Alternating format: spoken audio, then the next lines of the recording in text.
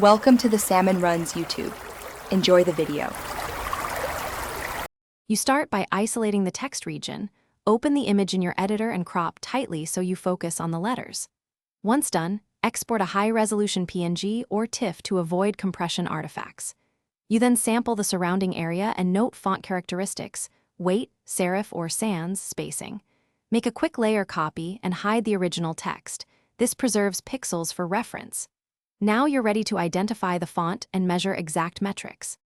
You now match the font, use font identification tools, or compare manually against type samples. Make sure you confirm weight and italics. Next, measure font size, tracking, leading, color hex, and rotation angle using guides and the eyedropper tool. Once you have those numbers, create a text layer and enter the new words, applying the exact metrics. If the original used raster effects, rasterize a copy and apply matching layer styles and subtle texture. You finish by removing the original text with content-aware fill or careful cloning. Be conservative and preserve surrounding texture.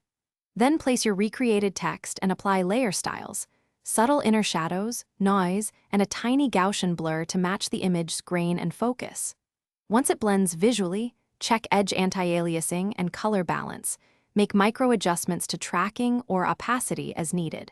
If problems persist, rescan measurements or try a slightly different font family. That one.